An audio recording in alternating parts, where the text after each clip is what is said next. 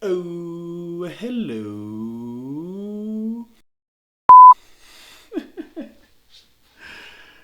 Oh man, alright. How should I start this? What's good, everybody? It's Modi here, and today I'm going to be showing you how to make a professional looking channel banner. So, how do you make your channel banner look professional? Well, there's three great ways. Either you are an artist, you are a graphic designer, or you're goofy as hell, or I guess there's more. You can hire an artist, hire a graphic designer, or still be goofy as hell. Luckily, I am an artist, I am a graphic designer, and I'm goofy as hell, so I already hit the trifecta. So I'm just going to be here to show you today my process and show you how to get it done the right way or the wrong way or some way, because I haven't done it yet. So we'll see how it goes. Let's get into it. So the first thing you're going to want to do is you're going to want to define your style. Like what do you want people to think about when they think of your channel and they think of your content? Now luckily, me being an artist and me having an art channel, I just get to use my art style that I've already created, because that is pretty much the essence of what my channel is anyways. Now the next thing you're going to want to do after that is make sure you take a good photo of yourself, if you are going to be using a photo of yourself in the image, which I will be, and you got to figure out, how do I want to do it? How do I want to pose? Do I want to pose like this? Do I want to pose like that? Do I want to pose like this? Do I want to T-pose on him? I don't know. Well, I mean, obviously I do know, and you guys already know. No, it's that stupid fucking intro that you already came in with, doing this goofy ass thing. And it'll make sense why I'm doing that later. So we'll figure that out. So yeah, you're gonna wanna have your defined style. You're gonna wanna get a good picture of yourself. And then, if you've got logos, you're gonna wanna put logos in that. And if you've got any sort of icons, or you want to put your channel name on it, obviously everyone does put their channel name on it pretty much, so you're going to want to make sure to have those elements in there, and then you're just going to have to make it look good, and that's just like the easiest part, right? I mean, for sure.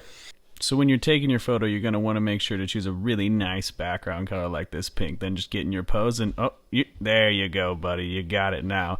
And then we're just going to take this photo, and that pink background should be really nice for the art style that I'm planning on using over it. So just check it out, make sure it's all good, and send it over to Procreate. Alright, so now that we have our just incredibly sexy pink room photo, we're just going to bring that over into Photoshop to edit it up and get into the right dimensions, and then we'll bring it over into Procreate so I can doodle all over it, because I loves me some Procreate, as you guys know if you've seen my first video. And I know you guys are probably just sitting here like, yes, thank you God, Doodle Boy, just get to the doodling. That's the only reason why we're here. We don't need a life story. Well, you know what? Hey, my channel, my rules. I do what I want, and you will watch it. No, I'm sorry. Please watch it. I need you guys to watch it. I need the watch time, please. For my channel banner, I wanted to use what has become my iconic art style, which consists of these severed hands, which I put over my own hands in the photograph, which is why I did that stupid pose in the first place, because I thought it would be interesting to throw these hands over it, that are always covered in these bright gold pieces of jewelry. And then it also utilizes this erase line work style instead of having a line that goes over top of it like a black line or something, because it just makes it a little more interesting, and it brings the background through in these little peepholes through the pieces, or through the little shapes that you have in there. And that's why I use the pink background color on the photograph, because it plays well with the colors that I chose for the illustrations, and it also is just makes the line work more obvious that it's erased line work rather than a line drawn on top, and it just shines through really brightly, almost as brightly as these jewelry shines that I'm putting on here, which is always a really fun time. You know, that Steven Universe ass style shine work where you use the diamonds and all the glow lines. But other than those elements, you really just want to play around with whatever you want around the outside. Like you can see I'm erasing a ton of times. I'm trying a bunch of different things, and just seeing what works well, what colors I should use on which shapes, what kind of shapes work well compositionally, contrasted against each other, and then also having the shapes interact with each other on the outside is fun too. Like you can see I just did there with that. Blue and red elongated shapes that are wrapping around each other, and I also have certain things that are wrapping around myself and the image of me, such as the pearl necklaces, and I just made that monster tail that's coming out from behind me. Just certain things that really bring the whole piece together instead of just looking like drawings that you drew on top of a photograph, even though that is exactly what it is. But you know, you gotta trick people a little bit to make it interesting, and this just kind of represents my imagination and the lunacy that's going on in my mind as an artist at all times, which is why I'm good at this. But also, you know, I want to let you guys in on my suffering a little bit, because I don't live in the real world with all this nonsense going on all the time, but it's always good to let it out on the page. It's a fun time, and I'm very grateful to have the imagination of a child, which is really what this kind of style represents, which is why it's very oversimplified. Everything is flat colors, everything is very graphic and has no line work and such, because it's really supposed to be kind of like the adult version of a child's doodles. You know, if a child knew how to use composition and flow correctly.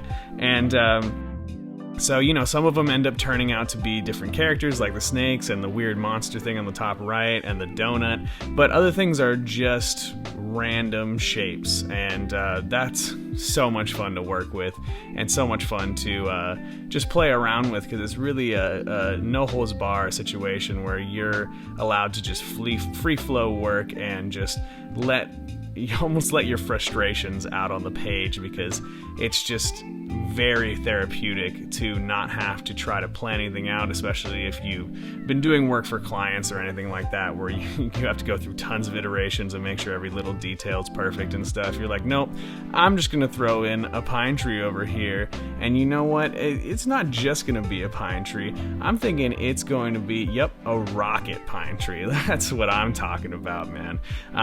You know, and just kind of fun stuff like that, where you're not worried too much about, you know, what specifically you're drawing, just that it looks pretty good and just that it makes it interesting to stare at for a little while and check out every single little detail. And you know, I've done this a few times, so I have a certain amount of kind of shapes and stuff that I have backlogged that I know will work well in certain situations and will play well with different shapes. And then I always love to throw in text in these images, because it's not only a little off-putting in the right way, but you know, it gives your viewer kind of a look into your mind of even more so than these crazy shapes that you're making, of what you were thinking while you were doing this sort of stuff. It's almost kind of like a meditative process. So sometimes your mind comes up with these different quotes, or you know, just little inspirational tidbits or whatever have you while you're doing it. And I always just like to throw that on the page, because why not? I'm already being as honest as I possibly can be with the piece as it is, so why not just throw everything out on there, because I don't see any reason to take it with you. And then here's the final image coming in. I hope you guys like it.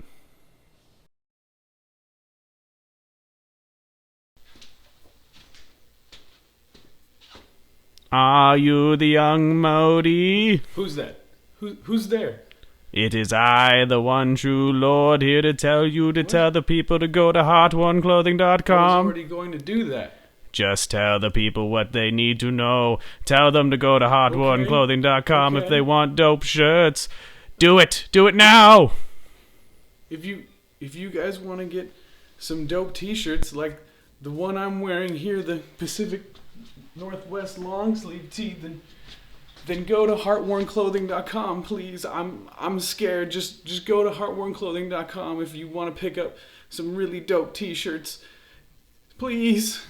What's up, guys? Future Modi here, stepping in because I might have made a mistake. You know, I'm really good at making sure I do my future research and everything.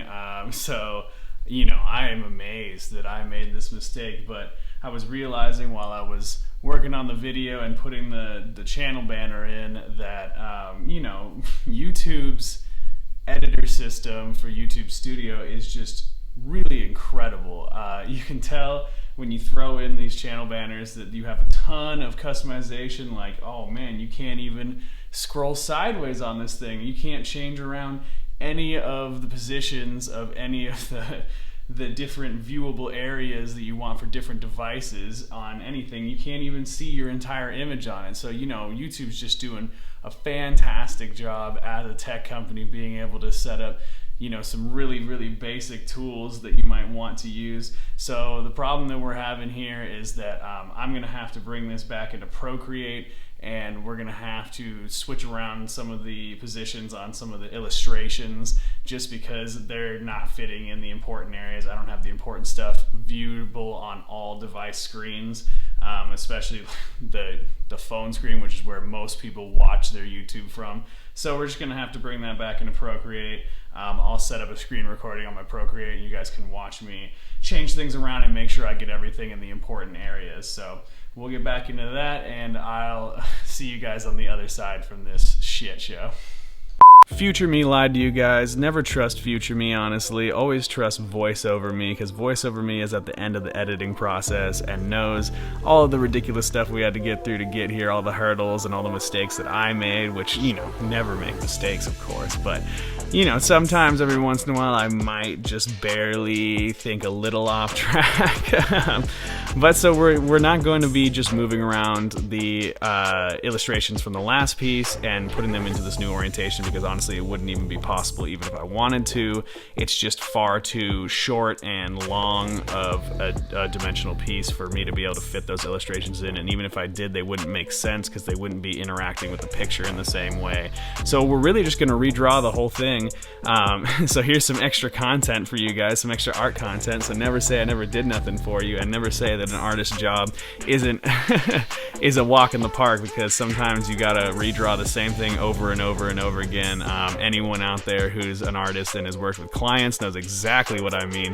But this one's a lot more enjoyable than that, because it's very freeform and it's very flow, like I said in the last voiceover. So just have fun with it again. And what we're going to end up doing is we're going to take this short, long piece, and we're going to splice it in to the larger piece, because that's the only way I could make it work dimensionally in the YouTube Creator Studio, because they have some weird editing process where they need you to have this way taller image than ever shows up on any of the screens on any of the devices. I don't know if it's just because some people have like 900 million inch TVs nowadays, but I checked it on my TV and it's really not that different than it is on the computer or the phone. So I don't know, but this is what I have to do for YouTube, and I guess it's kind of a job for me, so you just got to get your work done. So yeah, I'm just gonna go in here, make the hands again, do a bunch of random shapes again, have fun with it again, just like I did before, and then use some Photoshop tricks that I found when I was doing a lot of nature photo collages back in the day. Well, you know, it's an art style I still do from time to time. I can't say necessarily back in the day, but I haven't been doing a lot of it recently. I've been doing a lot of this art style just to practice it and get it as good as possible. But if you guys want to check that out, I have those images on my Instagram. I'll link to it at the end of the video or in the descriptions or something like that. We'll see. Whatever works, works. But so we're just going to go in here and make this whole new piece, splice it into the original piece, and just make it look good and make it work.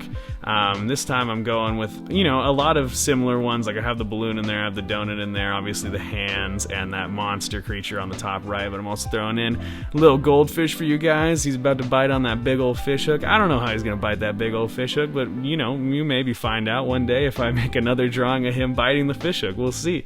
And just, yeah, go in and have fun with the composition again, and just play around with a lot of the colors and a lot of the different imagery, as I always do, and just make good content for you guys. Isn't this great content, guys? I am just killing this. I can't believe I'm redrawing this again. What you gonna do? I hope you guys enjoy it.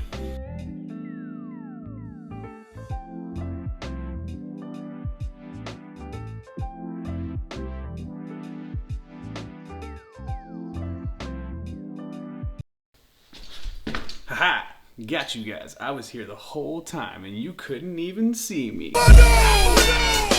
So, thank you guys so much for watching. I really do appreciate it. It helps out a ton, and you know, hopefully I help some of you guys out somehow. I'm not really sure how I would have, being that this is pretty much just a tutorial on how to do my style, but hey, you know what, maybe you got some tips and tricks, or maybe I'll even see some copycats out there someday. But don't you dare, don't you dare, I'll get a lawyer.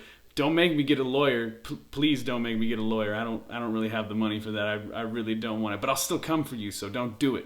All right? But thank you guys so much. I really appreciate it, like I said. And I'll be back again next week with another video. So just keep your eyes peeled for that and keep watching out for me. I really, really appreciate it. Thank you so much.